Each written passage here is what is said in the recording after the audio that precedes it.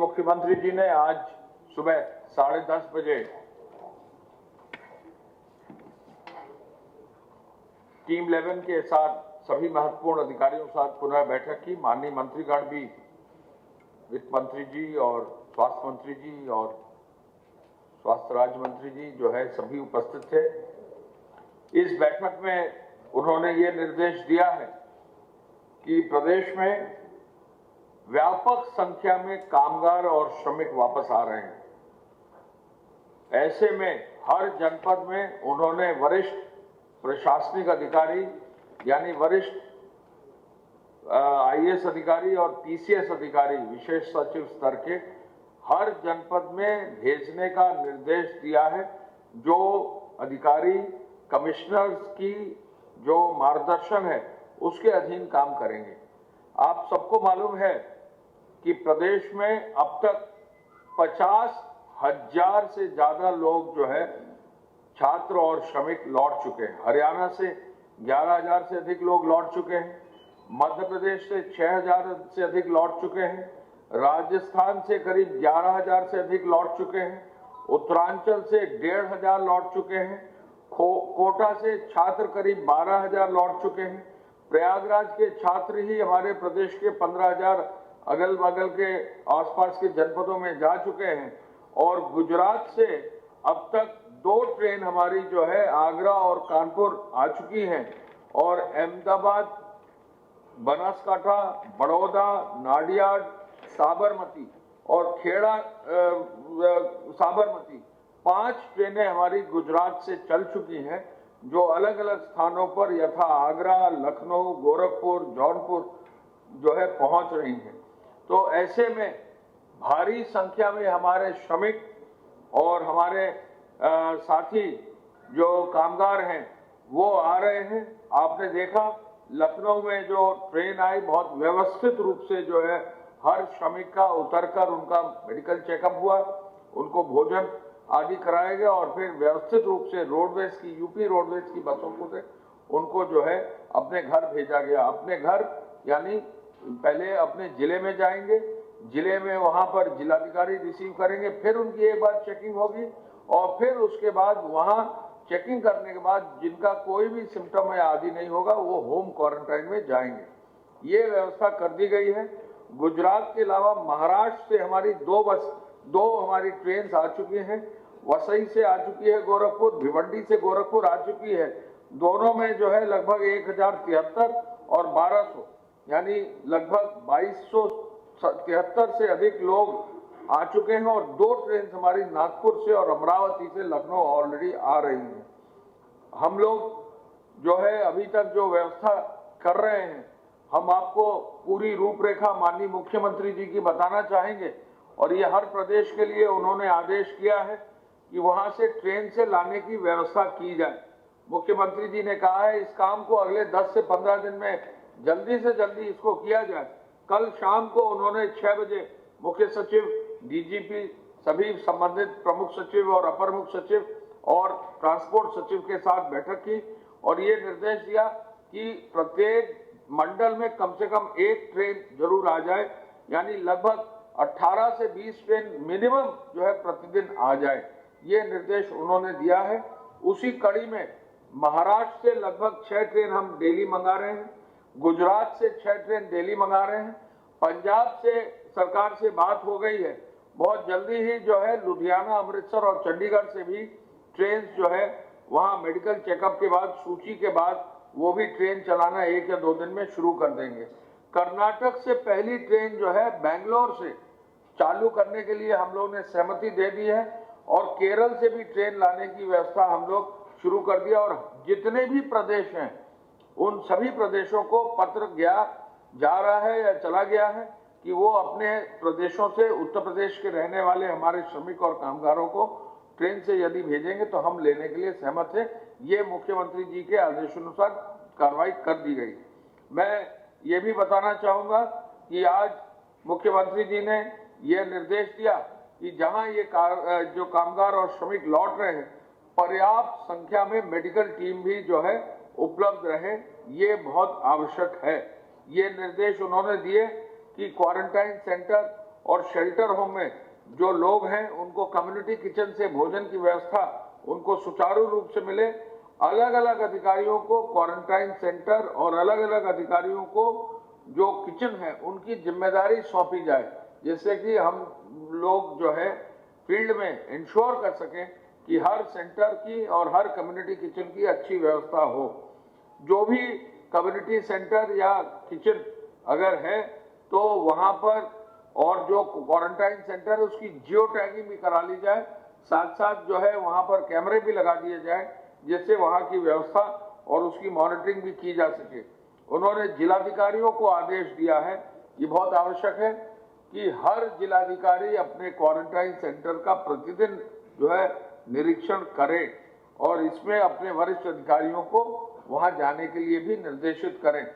मैं आपको इतना और बताना चाहूंगा कि मुख्यमंत्री जी ने आदेश किया था कि जो भी व्यक्ति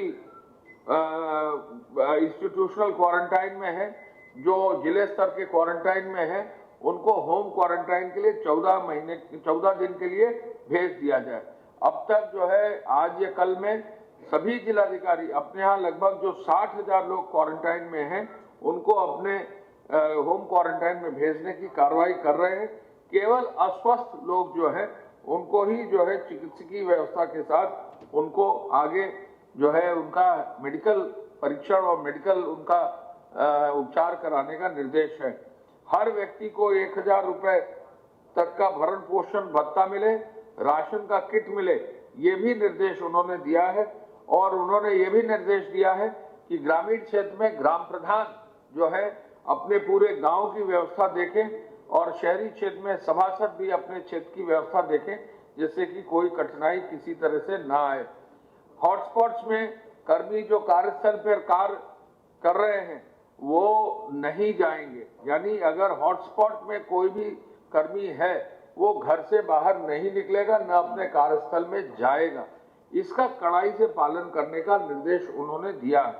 उन्होंने ये भी दिया है कि हर आदमी मास्क और फेस कवर लगाए, कोई भी किसी भी रूप में कठिनाई ना हो, सोशल डिस्टेंसिंग का भी पालन हो और साथ साथ जो पैरामेडिकल स्टाफ है उनके लिए भी मास्क, ग्लव्स और सैनिटाइजर आदि इसकी भी अच्छी व्यवस्था कराई जाए।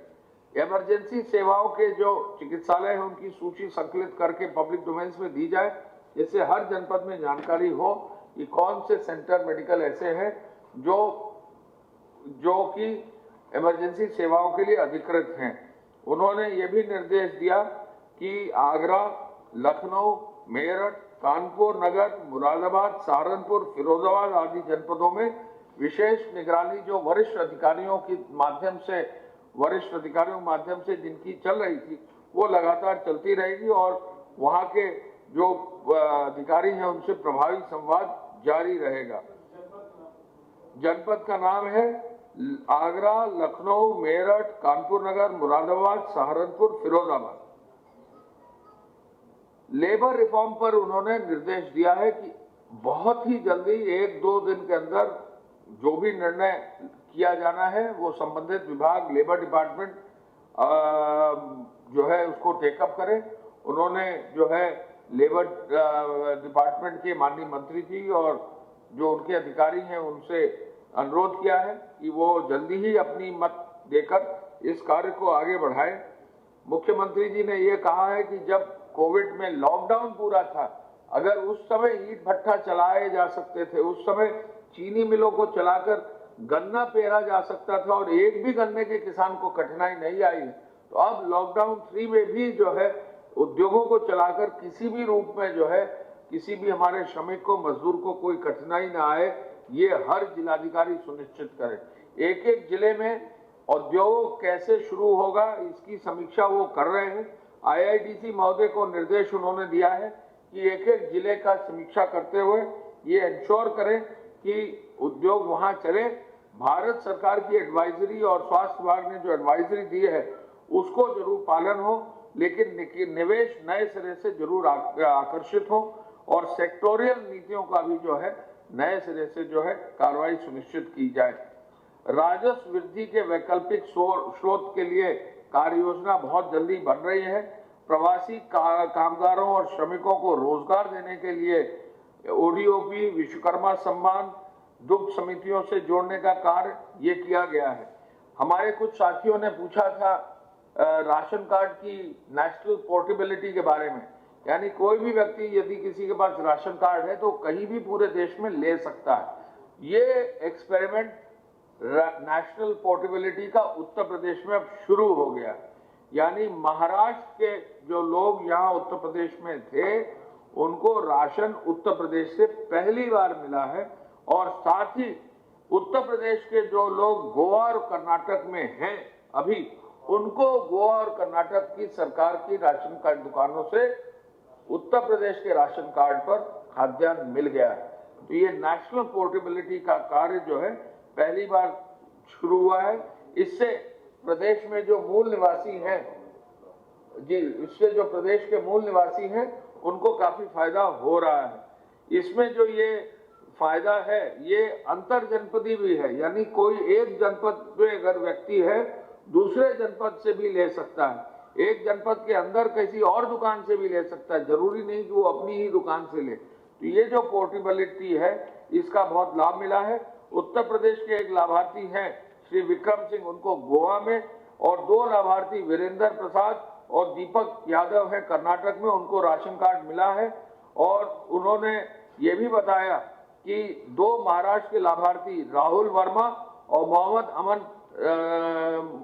अमन रमजान खान ने पोर्टेबिलिटी के तहत जनपद सुल्तानपुर से महाराष्ट्र के रहते हुए भी राशन कार्ड अपना राशन उठाया है। ये बहुत बड़ा काम जो है जो हुआ है, ये बहुत बड़ा काम हुआ है, और इससे बहुत सारे लोगों को बहुत सारी कठिनाइयों से निजात मिलेगी। मैंने जैसा आपको बताया, गृह विभाग जो है नोडल डिपार्टमेंट है ट्रेन को लाने के लिए। कोशिश गृह विभाग की यह है कि अन्य प्रदेशों से ट्रेन से कामगारों को और श्रमिकों को लाया जाए। अब तक काफी संख्या में ट्रेन आ चुकी हैं।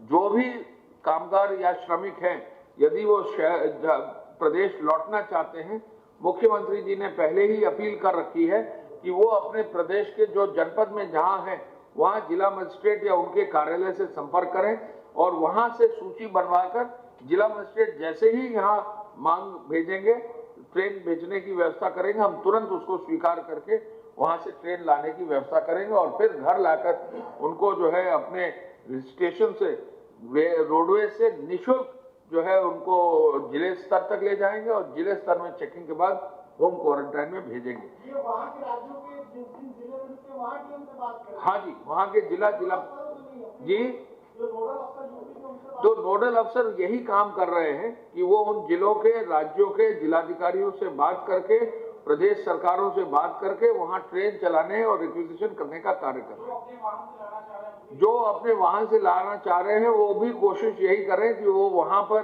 जो है जिले स्तर पर अपनी सूची बनवाकर एक व्यवस्था के अनुरूप आए, जिससे कि अलग अलग वाहनों में उनको आना न पड़े, खर्चा भी न ज्यादा पड़े।